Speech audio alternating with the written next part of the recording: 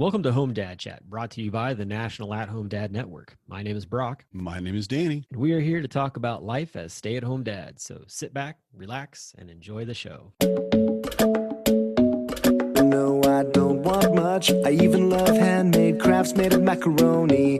Come on now, you should know me. Times I might eat too much. No worry about my weight. Got the dad bod rocking on me. Sketches on my feet. Cargo shorts look good on me. I'm a dad, that's what I do. Hey, everybody, welcome back to the show. Hope you've had a great week. I hope that it's warming up for you and, getting that nice false spring coming in that we all know and love and then curse later. You got that going on up in your neck of the woods there, Dan? Absolutely. I got up into the 50s yesterday, and all the snow on the road is gone. The majority of the snow is still on lawns and stuff like that, but it's already 36 now. Yeah, but it just looks like a massive snot salt monster just like sneezed all over your car. I parked mine in the garage, so I don't know, but yeah, I can imagine. Oh, okay. I can I need to imagine. roll for initiative to see if I can get my car clean or not. That's where I'm at right now. I feel like I'm I gonna will. lose. And looking at it too in car care, and that's of course something that's different in different parts of the country. I never had to worry about my chassis rotting out, rusting out. And now I look at it, I'm like, okay, so how often do I need to wash my truck? I want to keep it. I want to keep it in good shape. I mean, I do. I love my Suburban, and it's just what our family needs and all that. And while we made a great deal on it, it's still very valuable to us. I And yeah. I'm like, what do we do? Is there a way to stop it? How often do I have to wash my truck? And the answer is pretty regularly, depending on how often you're on the road, because Yeah, definitely. just Yeah, pick it up a lot. helps to give it a little bit. I think too, though, sometimes the way certain vehicles were driven back in the day compared to now, like there's been a lot better, I think, what's the word I'm looking for? Like technological forward and, kind of treating metals and things like that. So I don't know that it is as going to be as prevalent going down the line, but I feel like they've come up with better ways to just coat metals and things like that. So hopefully that keeps it from. But I think if you get any kind of scratch, like that's where you're going to run into issues. So if you're off roading, I that's wish. that's that's where you gotta watch it. She's definitely a pavement princess. I mean, it's been great because I did get to kick it into four-wheel drive at some point on a very steep hill. Yeah. Marnie was actually driving, and I'm like, oh yeah, we're not going to make it up that. And she gets about three-fourths the way and slides down a little bit, and starts again and slides down a little bit. I'm like, put it in park and just click that button. Basically, turn the switch from two-wheel drive to four-wheel. I'm not. There we go. We're up and we're Throw running. it in 4-wheel drive and And then let's we go. go. It was amazing. She's like, "Oh, this is so much better." I'm like, "Yeah, it is. Yeah, we all need four-wheel drive." But anyway, we're not here to talk about Danny's truck problems. No, no, we're definitely not. We're gonna talk about being a grown-up dad, I think, eventually Yes, today, someday. because we've got a guest on. Be our first guest, I believe, of this Hmm. year. Yep. So that's going to be exciting. I'm not even going to attempt to pronounce his last name because we already had that conversation before we hit play or hit record, and we both agreed that it would not go well. So we'll wait to It's hear how Joe pronounces his last yep. name. But yeah, this documentary series that he's working on for PBS Hmm. is so in our wheelhouse. I feel like Absolutely. any number of dads that we know, whether it be part of this organization or just out and about, fit the mold for just what he is trying to put out there and display fatherhood. Hmm. And it's so reassuring in a lot of ways because there are a lot of dads who are kind of in this limbo stage of what do I do? And he Right. asks some really good questions in the pilot episode, and it's going to be fun to pick his brain on where exactly he's going with it. And I'm curious too, like, he kind of got thrown into sort of the at-home dad life because of COVID, is what he had said. So I'm kind of curious to see, what kind of perspective he has on that as well, because Hmm. that's always an interesting conversation. Someone who Really. did not choose this role in life and to Yeah. just get literally thrown into it. And it really changed a lot about our membership. We had a lot of new members coming in, and then we had a lot of work from home dads who were like, "Oh, this is exactly what I need. I need people to talk to about what my kids are doing today, even though I've got work on the side or work after hours or whatever." And it was hilarious because of that sudden splash of water. That sudden bucket of water over your head, like, oh, this is what it's about. Oh, okay, parenting, like real parenting. And I just love because a part of what they've talked about in Grown Up Dad in the pilot and then in their website and what have you is are we redefining parenting? And is it just providing? What does that mean to provide now? Do we just still look at, I'm a paycheck? And of course, we don't. And of course, most of our dads and probably most of our listeners don't. But that understanding that there's somebody that, and I hate to say it this way, but somebody that's out in the wild, right? Who has heard the song and is singing it. And we're like, yeah, yeah, we've been singing that song for like 10 years now. Good. Come on in. Let's all get Right. comfortable in here. So, I so Corey has always been of the philosophy when we have talked about me being an at-home dad and just at-home dads in general, about the fact that um, when it comes to providing, that there is a redefining of the definition, but at the same time also stating the fact that an at-home parent is providing in more ways than a paycheck could ever provide. yeah. And when you look at it that way, it really does change the mindset of, okay, what would it cost to have a lawn care person, a laundry service, a cleaning service, a chauffeur service, a cook, like all these things that an at-home parent does. And if both parents were to be working, what does all that look like? And I have many a times where I get really down on myself, and I know I'm not alone in that. I Mm-mm. know I'm not alone in that. The conversations on Discord alone tell me that that's not the case. And it's just a nice perspective to step back and look at full picture.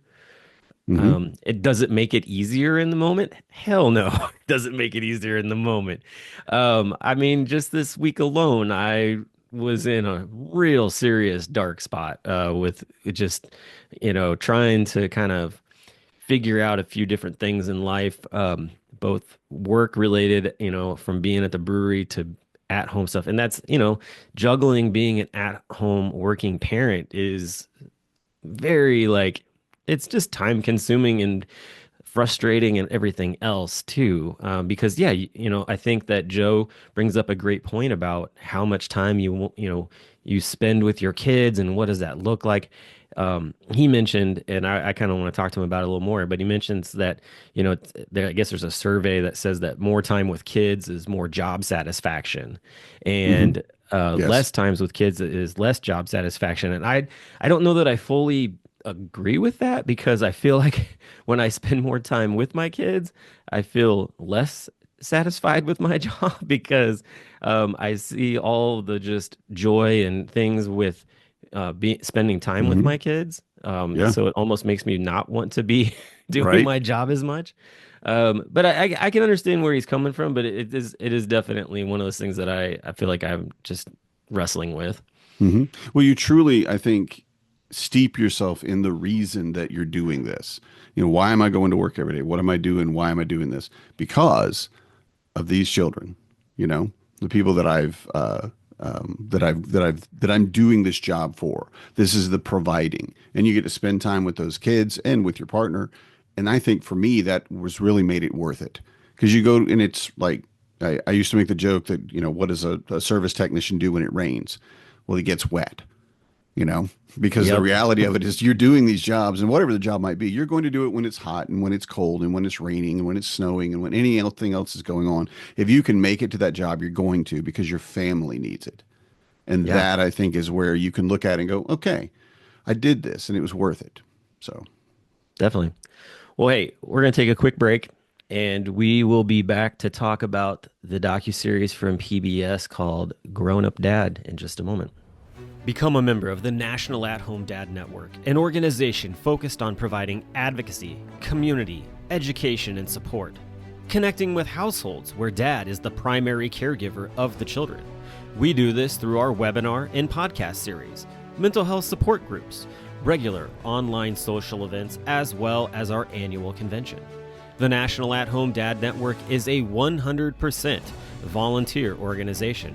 Without the generous support of its members and the community around it, we would not be able to continue the work that we do.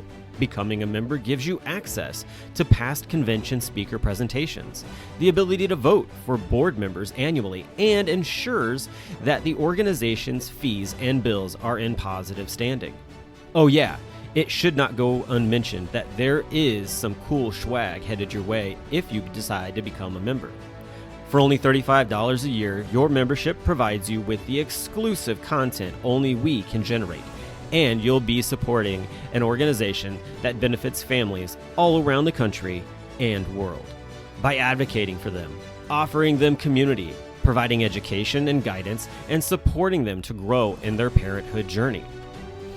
And one last thing, if you contribute $500 or more, you will become a lifetime member. Not only will you receive everything already mentioned, but also a certificate recognizing your status and an exclusive National At Home Dad Network challenge coin with our trademark logo, Dads Don't Babysit. So, what are you waiting for? Become a member today. All right, and we are back and we have our guests with us. So we're going to continue on our conversation about talking about the show Grown Up Dads. I have with us, or we have with us, Joe, and here we go. We're going to try this. My brain is like ADHD and like crazy right now. Joe DeGinis. Kid Did I? Junis. It's Kid great, Junis. yeah. Joe Gidjunis. I G. see. I Kid told Joe you. Junis. G just works. Joe Awesome. G. I love that. We're going to use that. Joe G. Actually, All funny, right. great story about my last name. I was a journalist for 10 years and I used my name when I had to leave messages and reach sources. And when I changed my name to Joe G, is who was leaving the message, I got so much more access to the person that I was trying to reach. It's crazy. So That's Joe awesome. G works. I like it, Joe G. And then we've got Josh Kagi as well with us. And you guys have been so much fun to talk to just in like the green room portion of our show. Before we even hit record, it was like we started having conversations like, oh yeah, we should probably actually officially start this whole thing. Our show is normally our listeners are normally used to that as well because we're always coming back on and be like, oh yeah, we were having this great conversation. We By the decided to way, finally make it real. you missed it, Neener. Exactly. But thank you guys so much for your time to come on the show. And like I said, we're very excited to talk about grown up dads. Just to kind of get a little bit of information to help the listeners out. Tell us a little bit just about you and your family, like how many kids, where you're located at, that kind of thing. First, guys, thank you so much for having us. Really love the network, love the groups that you've been forming all over the country and the conferences. We're excited to attend the next one too. So I can't wait to meet you guys in person. It's been really fun already so far. Um, so I'm based in Philadelphia. I have one kid. His name's Gabe. He's 8.5. And I never got the message that you would want to be a father growing up. I never got the message that you weren't more than a drive-by parent. And, honestly, when I had him, I was like, oh, I don't want to be like that. But I had no idea how to do it. I had no idea. I really just didn't have that role model. And so the idea of how do you become a different kind of dad when you don't have that person in your life or in your orbit, I was like, I want to figure this out. And so I decided to start talking to people, and we're like, hey, you should really make this a show. You should make this into something. And so I'm here in Philadelphia, and we travel across the country talking to different experts and real dads about the issues and challenges that are facing us for this generation. And it's the first docuseries, the first show really about parenting from the father's perspective.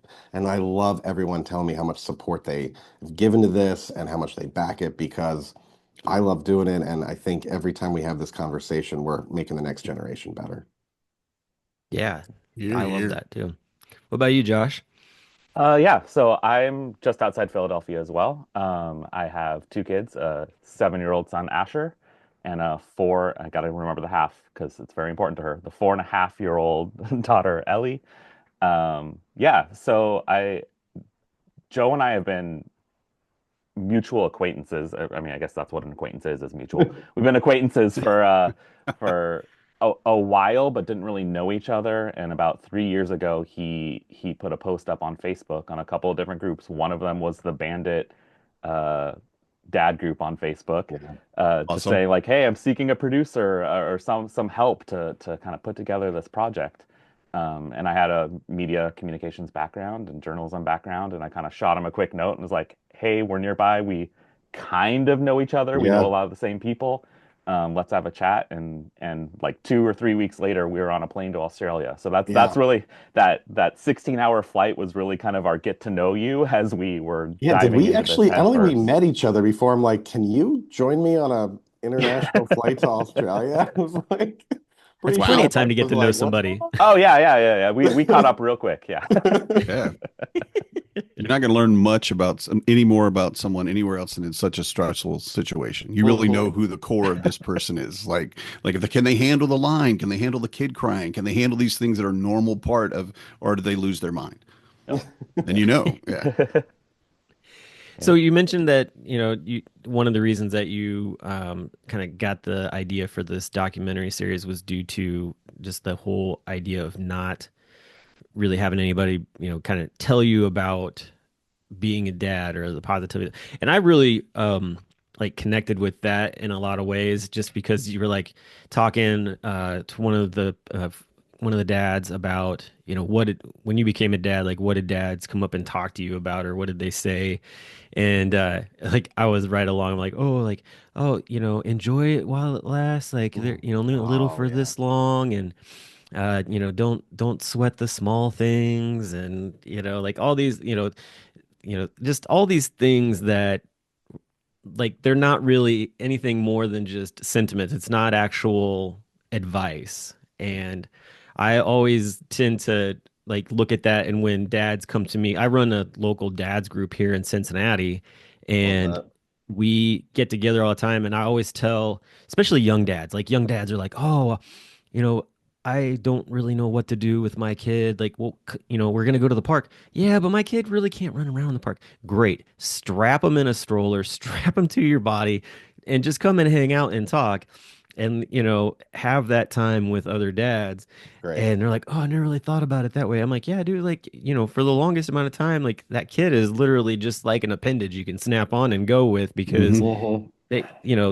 they can't say no. And why should you be like trapped in your home? Like there, I remember one dad talking about on our Discord server one time about, I don't know what to do with my kid because like they're just laying around, and so like here I am watching playing video games, doing all this different stuff or whatever, and I feel awful for it. And it's like, get outside. There's nothing keeping you from taking that kid with you and going and doing the things that you do all the time.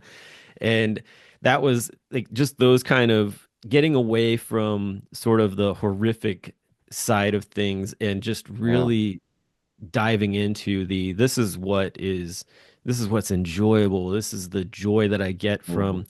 from these things, and sharing that. I love that that is one of the big things that I keep seeing come out when watching the pilot. Thank you so much. And I'm so glad you do that. Yeah, I love that you actually give practical advice. When we had that interview and he said that those things, I was just like, oh, thank you. Because again, it's like, yeah, the advice you get, I feel like it's like sometimes the advice you get from early on or right before you're about to have a kid, the advice is the similar advice you get like after, like at a funeral sometimes. It's kind of like, oh, they just have no idea what to tell you. Yes. And it's just, pretty awkward, honestly. Hmm. And it's like it really shouldn't be. Like it's this is a wonderful thing that's about to happen, and you get to bond with this amazing person, and you get to, experience life through this new perspective, and you get to grow and you get to teach, and it's just and filled with love, right? And so I'm so glad you give that advice, and I wish people said more too about actually the first year or so, try to travel, even get in the car. And because they're not going anywhere, I mean, Right. obviously when they start crawling, you don't want to get on a plane because then it's awful. Honestly, Right. there's that gap where it's like, don't get on a plane for a couple of years. But like the first year and a half, like they can't move, like get in the car and go somewhere, do fun stuff because they're an appendage. And I love that Hmm. metaphor. I was um, I just that kind of advice, no one around me, no one had it or really offered it. I felt it was very, um, just so general that I was going into it and I had no idea. And honestly, what really influenced the show was during the pandemic when we're all stuck, we're all not moving anywhere, we're all reevaluating what's really most important in life. And I felt wholly unprepared to really be a good dad at that moment. And I was just determined, like, I'm not going to repeat history for what I grew up with. And this is how I decided to embrace that and be like, all right, I don't want to feel like this. How do I how do I change that? Excellent. Yeah. And you had a 3-year-old, if I did the math right, You're right. during Well during done. COVID. Oof. Three-nager. Math Okay. is mathing over there. I like That's that, a man. That's that's a good. challenge right there. 3-year-olds, and they're supposed to be, and they're at that point where they're trying to push you away, and the terrible twos roll into the three-nager. Yeah. And I love to hear that because, I mean, my kids were a little bit older at that time. I think my youngest was maybe 6, Mm. and it was still. I mean, they were all in school, of course, so there was that had its own challenges, but just going from having some free time to suddenly having that child with you constantly as a 3-year-old. And they're very in their way demanding. Like you said, they're beyond crawling. They're no longer just an appendage. I love that. I love that illustration. But they're at a point where they need you a lot more. And going from working outside the home to working inside the home and having that sudden, I mean, it's like, okay, I don't mean to make this bad, but they're like a leech. Everything you do, you have to have them with you. Everything you say, they hear, and it's just an amazing thing. So I'm not happy for you that you had to do that, but I am happy that you did it and probably did it very well.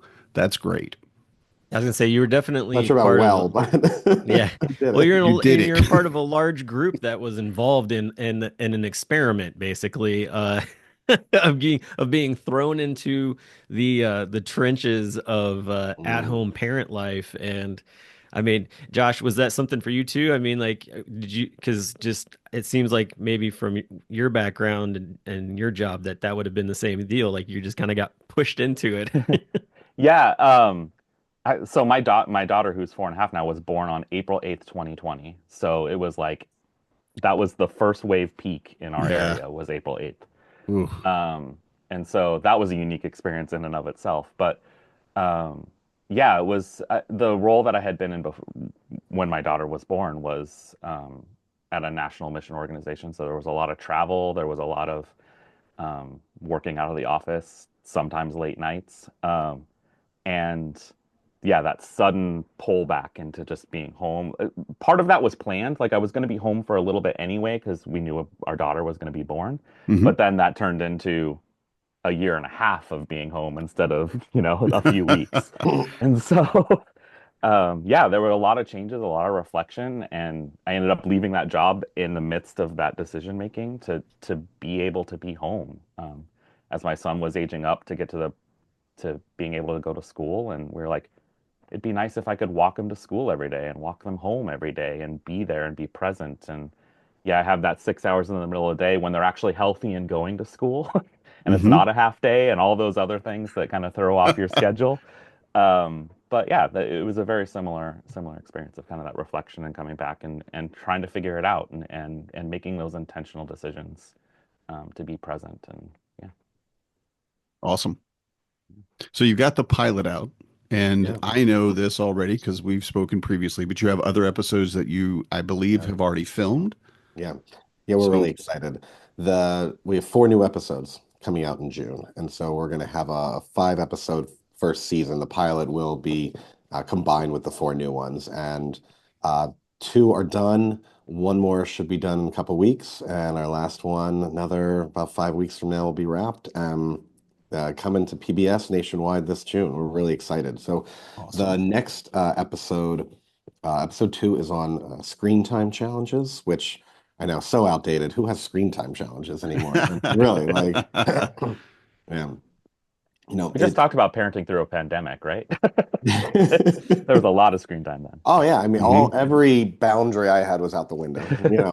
pandemic. You're like, especially for a 3-year-old, like I don't, we can't leave. I don't know what to do with this Oh, kid. I told people, I said any parent that is taking away screen time as a punishment for their kids is only punishing Punching themselves. themselves. Because Hmm. it's just not worth. I mean, Absolutely. and choose what they're watching, choose what they're spending time with. But I was at a point, and I love my children, I do. But my favorite child, which is every single one of them, thought I was their best friend. And every single one would spend all their time, Dad, we should do this. I'm like, okay, buddy. Go watch a movie. I don't care. I need a moment. But understanding and that is an excellent subject. And actually, Brock had a guest host on last week because I was sick, and they talked about screen time a good bit. And like you said, it's a very relevant thing Oh, it really because is. I don't think any of us have solved it. I think all of us are still kind of in that metamorphosis of No. what can I do for my kids that benefits them the most, with screen time. It's that it's finally swinging, the pendulum swinging back, though. hmm I think Jonathan Haidt's book, Anxious Generation, really made a really massive influence on the whole country. hmm Really showing how dangerous this is and recognizing it as a health risk and how the psychological nature of all of our kids were changing. And what's difficult about screen time is because it really isn't, you can't have the same rules throughout their childhood. It's changing rapidly. And it's, I mean, look, my kid goes to first grade, he gets a laptop, and Yep. it's like, hmm and there are parental controls on there, but YouTube is like still a wild west on that thing. And so we've had to really talk to him about that. But my son, it really, while social media, not a thing for an 8-year-old, at least not my 8-year-old, but it was video games for him, hmm how he would just not be able to handle the transition, not be able to handle the stop, and how, if he started doing poorly in the game, how he would just scream and yell and beat himself up. And it was just like, whoa, like he is a good kid. Like, yeah, he's got problems. hmm Every 8-year-old's got issues, but like this every 8-year-old's got issues. It's But true. he was there's this really tough moment in this episode, and I don't want to give it away, where we had the biggest fight of our relationship about screen time and video game use. And it's it really was devastating as a parent to have these conversations, and you just feel helpless, and hmm so I'm thrilled that so many school districts across the country have started banning cell phone use during the day or put in significant restrictions. I think school districts felt they couldn't make any changes, they didn't have the support, and I think that book, along with reports by the Surgeon General and other experts, have really shown, like, yeah, get them off of this stuff, wait hmm until late as possible to get them on social media. Yep. And then one of the people I we end up interviewing in that episode too, a real family. I love that I actually went to college with them, but they have a 14-year-old and a 6-year-old. And the difference of the screen time usage, both now and what they had and how much it's changed in those 8 years, was so dramatic. And I loved hearing that because I think, was trying to really give perspective of like, this isn't just one issue. This is changing every year. And what the rules were for the oldest are not going to be the youngest. And that's typical for a lot of things, but there were real reasons as to why. This was like just the harm that's possible, Yeah. the addictiveness of the games, the changing of the algorithm, um, just the graphics. And it's also so hard because you need screens to be in school and be effective hmm at in the proper schools. You can't just ban this. It's not like drugs. I know it's bad. Don't do drugs. It's like Yes. you have to have this, and finding that balance is so hard in Hmm. every family. And I mean, my kids, my youngest even knew how to email her teacher at 6 when she had a question. Now her typing and her grammar were what you'd expect, kind of, but I think her teacher, took that, but also knew what It PowerPoint probably was. was as good as You teenagers know, though today, to it, be it honest. is. I mean, Oh my 6-year-old, word, right? yeah. My goodness. I'm like, my son, you are one of the smartest people I know. Stop. I need you to use the full word just to prove to me that you know how to spell, please. But the understanding that they knew how to do email, they knew how to use PowerPoint. I think my kid at the time didn't know as much as I knew about PowerPoint, but it was close because I was not that familiar either. Yeah. But using it as a tool, understanding that it does have benefits, Yeah. and we're living in a digital world. I mean, I'm teaching my kids cursive, but they don't need it. They're not ever going to need to know how to write in cursive.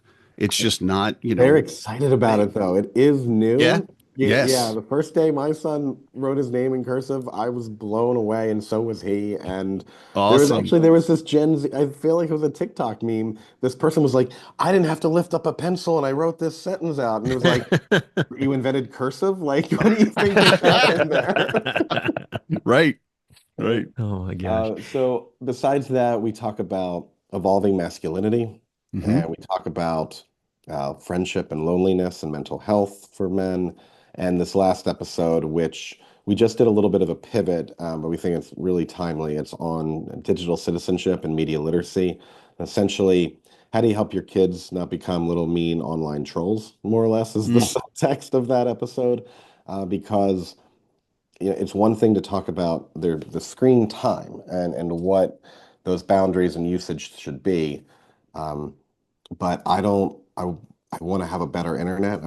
I don't want him falling into traps with, what's coming down the pike. And also too, like I feel like we grew up with a different media and different internet. And and now those messages are can be really confusing. How do you evaluate what is going to be real, what is fake, when someone's trying to be biased, taking advantage of you, outright lying to you? And I think too, when you have major social media outlets like Meta, Instagram and Facebook aren't going to have fact checking anymore. It's like, man, it's as a journalist that breaks me a little bit. It's It like fact hurts. checking's really wonderful thing. I love Right. factual facts, and Yes.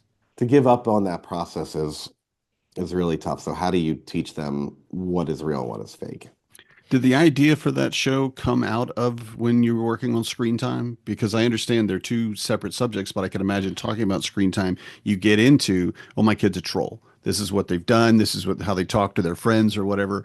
Did you already have ideas to do both as their own separate, or was I, that? Josh, you were nodding your head too on that one. You want to kind of take how we No, kind of evolved? I Yeah. honestly can't remember what our original fifth episode was, but when we kind of started to read through our transcripts of the interviews of the screen time episode, we were just like, first they're like, does this need to be an hour long Yeah. documentary? Do we need to call our PBS representative and be like, we need an hour for this episode? Because there was no way we were going to be able to cut it Yeah. down to the 26 minutes. Um, and then we just kind of started playing with it a little bit more, and then we realized there were really two distinct issues there. There Hmm. was, yeah, the screen time, and then the just good digital citizenship. And so, That's yeah, awesome. No, it just kind of evolved, and that's been a benefit of this process is we've kind of been able to adapt as we Hmm. get out into the field and hear things and see things, Yes. or a new report comes out from the Surgeon General or whatever it is, and we're like, no, we Yeah. need to address this. And Hmm. so, Yeah. yeah, it's been so a when great you were process. filming this, and of course the public is able to kind of see cameras around and different things like that, what kind of reactions were you getting? Like, were there negative reactions? What were some of the positive reactions? Like, what was going on during filming of these four episodes? Um, Everyone was just cursing at me. No, I'm kidding. It was really wonderful. I honestly, the reactions have always been really positive, and it's been grateful. And then even just some of the access for that we've been able to get for, I'm a new host and director, I don't have a reputation that people know about. And for the Surgeon General to give us half a day and let us take over his office, like Hmm. really supporting what we've done. Um, in two of the episodes, we also talked to Richard Reeves, who of Boys and Men, of the book and Yes. Institute. We got him to Philly. We flew him in, and he's like, "Yeah, let's do this for a day," and talk to him about a couple different things. Um, we have for the media literacy. Actually, we're filming on Friday. His name, he's a former congressman and he was Secretary of the Army for a little bit. His name is Patrick Murphy, but he is a commentator on Fox now. But he used to have a show on MSNBC, and he's a more moderate centrist Democrat. And so, he's already on TV a ton, and he's like, "Yeah, no, let's. I'm going to invite you to our house for a half day, and let's talk and do stuff." And Wow. so there's a lot of people who are passionate about this and who feel like it's a really Yeah. important issue to talk about. And I'm sure Love it. you guys feel that on the ground too. And this has become such a bigger network than I'm sure you two both thought it could be. I mean, how have you experienced that kind of groundswell too of people who are like, oh yeah, this is more than just my hometown. Hmm. Yeah, definitely. Well, and it's kind of I was thinking about this too when you were talking. Philly's a big city, that kind of thing, and so there are a lot of probably progressive thoughts, and as far as dads go and that kind of thing. But outside of that, like, have you talked to dads who are in more like rural areas or are kind of in that blue collar sector of things, like, and had conversations with them about where they feel fatherhood is? It's a really good question. Like we very much strive, like it's meant to be a national perspective. This is not Philly. We are in West Coast. We are in the center of America. We were just in St. Louis, which was terrific.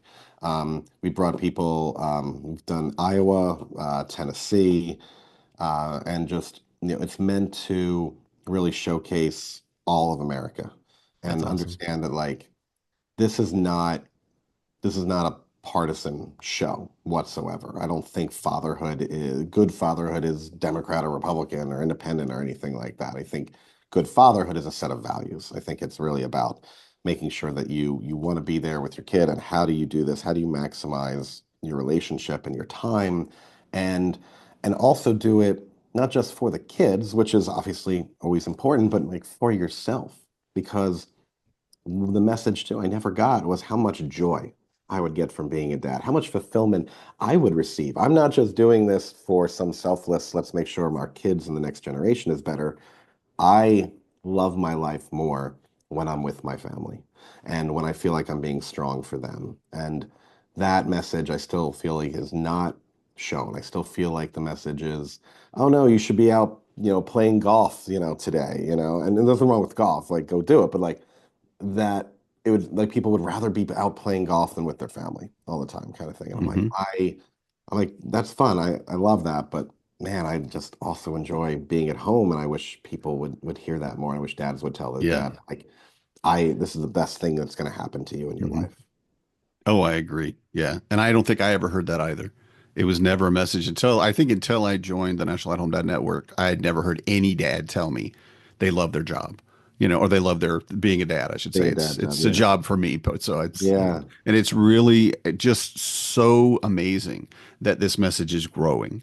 That there are more dads, and we have a lot of dads that work from home in our organization. We're not totally all at-home dads full time, Yeah. but it really getting past that to where I meet dads out in my local area, and I do live now in a very rural area. I have a lot of very, very blue collar farmers, that type Yeah. of mentality about being Mhm. a man, Yeah. and Hmm. it's Hmm. amazing now that it's not often, but about 10% of the people that I've met in this little tiny small town have said, "Man, that sounds like a lot of work, but I'd love to do that. I wish I could spend more time with my kids."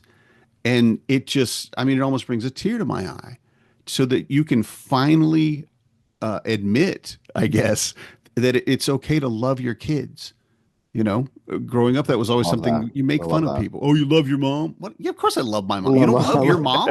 What? yeah, What's yeah, wrong? You know, yeah. is What's what happened wrong? at home, Should we right? sit down and talk about that? I'm so Exactly. Yeah. sorry. And with kids too. Now, granted, I think all of us can admit kids can be jerks. You know, Mm, I mhm. love my wife like a fat kid loves cake. She is my moon and stars, seriously. But she's also a pain in the ass.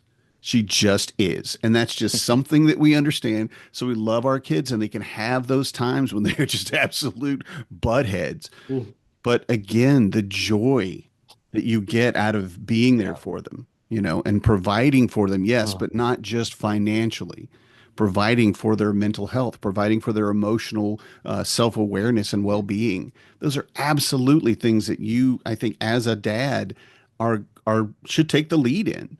You know, you're expected to lead your family. For most families, that's how it is. And yeah, part of it is teaching them how to be emotional, how to be vulnerable and not be weak, you know? And I Yeah. love that it's such a it's almost exploding at this point in the world, at least that I'm experiencing yeah. so many dads that are getting that message. Yeah. That's one of the things with also too, like when traveling to home dad con, if you're flying in or whatever, and especially like most of us always are wearing some sort of dad centric shirt, if not one that just says home dad con, which also just sparks like an interest because people are like, what is that? And then you're on a plane sitting beside somebody and they just strike up a conversation. And I always find it interesting that you get people who they're like, oh, a dad conference. Why? What's the deal with that? And I'm Oh, like, okay, well, why? you're you're a Oof. mom, you're a mom, right? Like so you've been brought up for the most part, most women who are moms have been brought up on the fact that, here's a baby doll. Here's how playing house, like Mhm. all the different things. So like you are pretty much groomed into it. And for dads, growing up as a boy and a young man, like you're kind of just left to, all right, you can either go full Lord of the Ring or Lord of the Flies type style, or you can, whatever it is, like just these different things where it's like you're just kind of, if you want to learn it, great. If you don't, like, all right, no big deal. And the thing about Home Dad Con, I always tell everybody is like it's a professional fatherhood, like career growing like weekend with Right. amazing things. And I've gotten to the point where even though it is, very at home dad centric, I have mentioned to multiple dads, especially here in Cincinnati at like meetups and things like that. I'm like, this conference, it's for dads who either are super active and enjoy fatherhood and want to just lean into that and learn more, or maybe they're like trying to figure it out and they just need to be around other dads and just see and have conversations with these dads. And um it kind of came full tilt to me recently because actually one of the dads in our Cincinnati group who's not an at-home dad, he actually just was so just impressed with me talking about St. Louis when we were there that he ended up signing up and he's coming to San Antonio. And I'm super pumped for him because he's a dad of one and he's just trying to figure it out. I mean, he's just like this first generation, super involved dad and he's trying to figure out the balance of Yeah. it all. And I That's think awesome. like what you talk about in the pilot episode fits so well Thank with you. Mhm. with his whole Absolutely. persona on being a Um, dad. And there's so many other dads out there that are in that exact same my boat. like, I'm not ashamed to say my role model is still a cartoon dog from Australia. It's like my role model in fatherhood. And I just, I would had the opportunity, when we were in Australia, I had breakfast with Joe Brum, and the creator is just like, I just wanted to say thank you, for so much that helped me get through it. And Mhm. also didn't hurt that Bluey really came out during the pandemic, here. It was Perfect good timing, timing. It right? was good timing. Like so perfect timing. I'm so happy that that happened.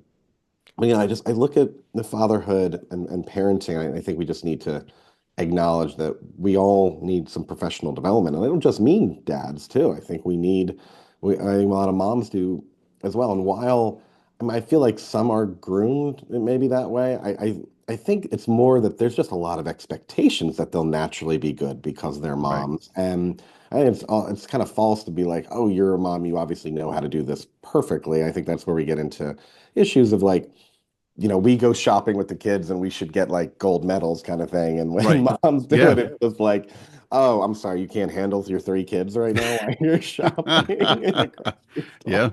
Yeah. And we all I think we just need to look at parenting as it is evolving all the time. And I don't necessarily mean like we need to change the way we always parent. I'm not saying every generation is better either. I think the issues that every generation faces are different. I think the technological issue here is going to be our big thing because the internet we all grew up with is not the internet that they have today. It is really Hmm. different. I think that's really the key of arch of the last episode that we're working on. It's like it is a very different thing, and we have to stay on top of Yeah. Instagram and Snapchat and everything and TikTok. As much as I hate TikTok, but like it's just we have to understand this because if we don't know it, that's where our kids are going to hang out because we're not Hmm. there, teenagers. Yeah. Right.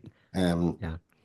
and so this is just about those changing issues and even understanding the work-life balancing. Like, look, we're, two generations ago, it was, one house, one income took care of the middle class lifestyle. That is not the same today. And women today are often, well, many are working full-time jobs too, and yet they have the same amount of housework to do. And that's how difficult is that, for them.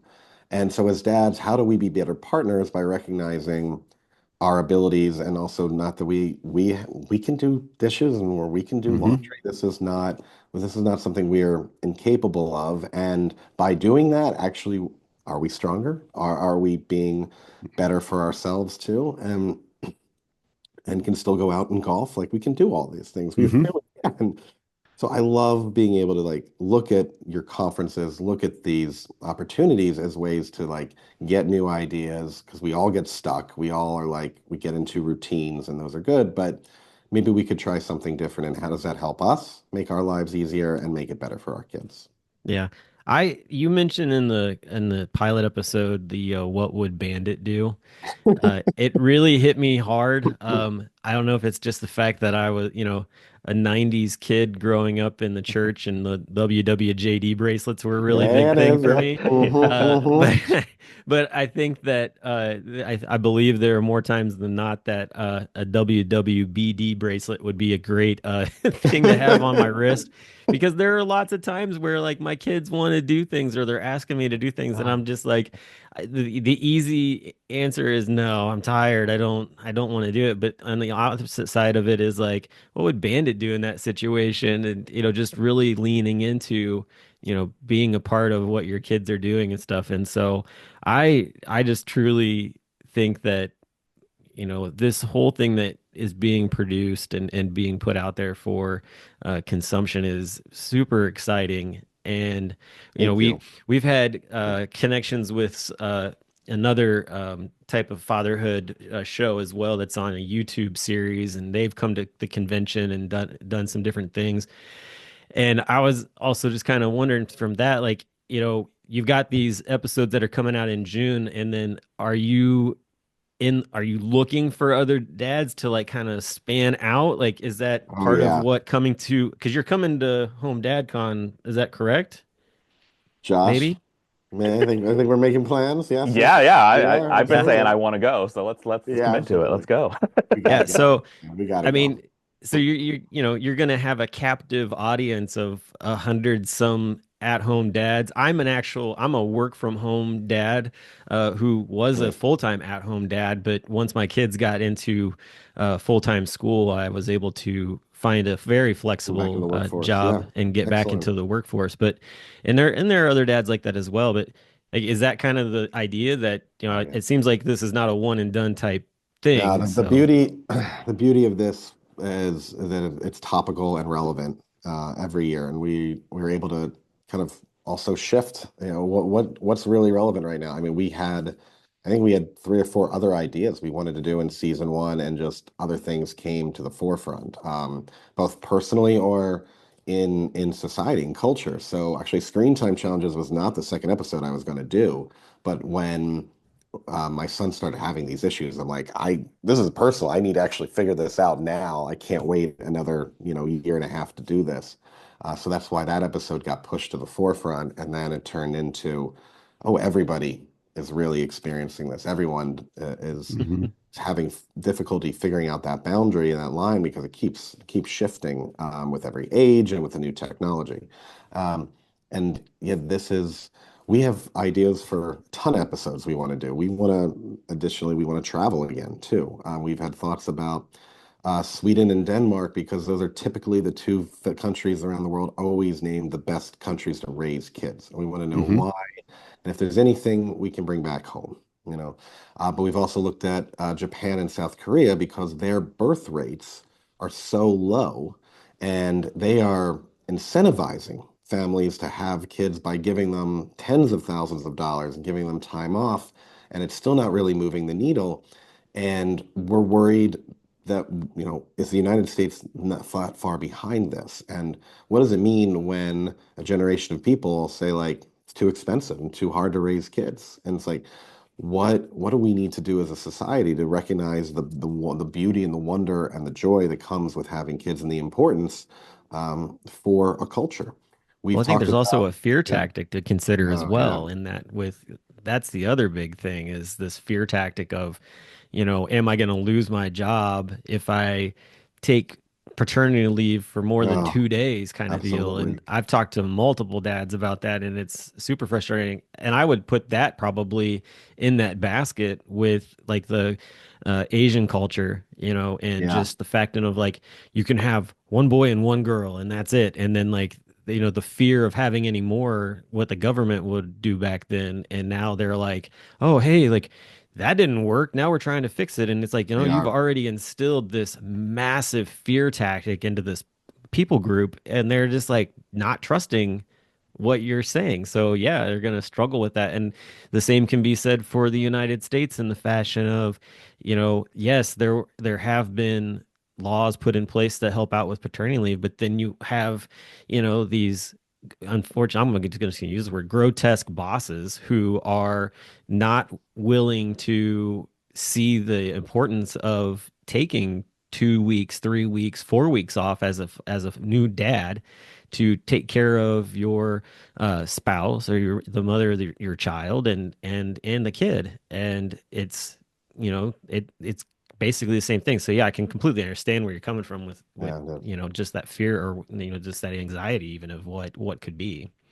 yeah, 100%. Yeah, and there's still a lot of workplace stigma or an assumption, or as we talked about, it's like in the pilot too. It's like dads are just kind of lying about like, oh yeah, I'm working till 5, but they're out at 4 because they got to get their kids to soccer practice, and then they're putting in the hours at night, which is also not healthy too. It's like, how do we figure this out? Because we're we're just fooling ourselves into like what is supposed to be healthy and acceptable and appropriate. And Yeah. speaking of sports, I've got a kid who is athletic, and we swore before he was born, like we were like, we are not doing the travel sports thing. Okay, we're not. And then here we are, and he's on 2 travel teams, and we're like, this is insane. And there is more money spent on youth sports than in all of the NFL Wow. nationwide. And it's like, how do we it's crazy, and it's essentially that idea of like we're trying to keep up with the neighbors, the Joneses, and make sure everyone's got the latest and greatest. And it's like this is not healthy either. Where is there good levels of, because look, not every kid's going to be a D1 athlete, right? Like how do you Hmm. have them have fun, not break the bank, and make them learn certain things that are good.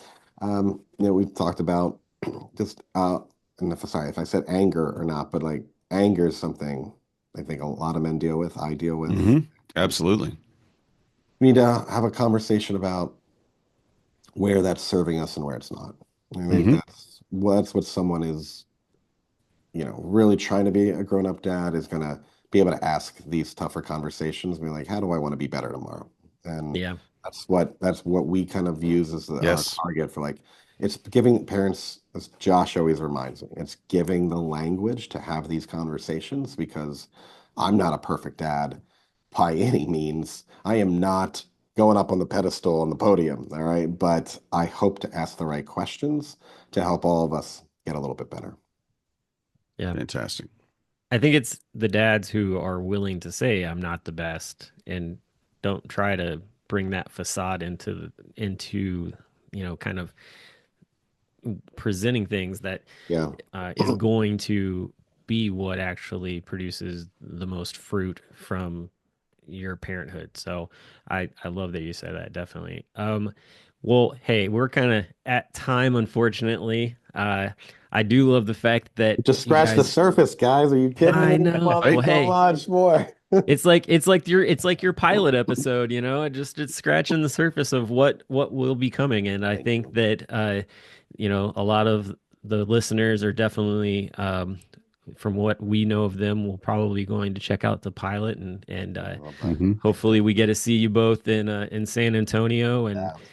really just, I will say the guys over there, they love to tell stories, so I'm sure you could probably fill That's what I fill want. It's fill plenty absolutely of what I books want. and yeah, so lots of stories to be had for that for sure. No, we But need sources for season two. So please bring the stories. I'm not kidding. yeah, Like come up and tell me where you're from and be like, hey, you should do an episode on this and here's why. Like I love that. Okay. I I'm just love going to that. tell you, you pulled my string.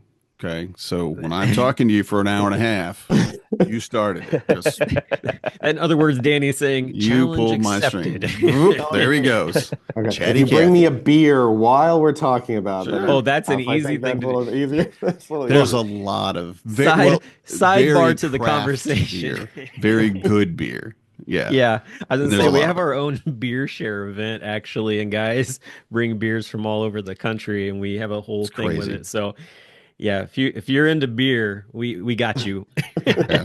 on that, definitely. Perfect. So, well, hey, fellas, thank you so much for coming on the Thank you. show. I really am excited for the new episodes that'll be coming out in June, Thank and you. so we'll make sure to get those put up. I'll get some Yeah. links put up for where folks can find you. Definitely your website, growingup.dad. We'll get that put up as well. But again, thank you for coming and giving us time to talk with you, and we really look forward to everything that you guys are endeavoring for the future. So, All right. I y'all always have enjoy a this. I'm so glad we were able to do this, guys. Thank you so much. And yes, good luck with the conference, and we're going to see you there. awesome. Well, hey, that's all we got for today. Hope you all have a great rest of your week, and we'll talk to you again real soon. Good night, Awesome. everybody. See you. I'm a dad, that's what I do.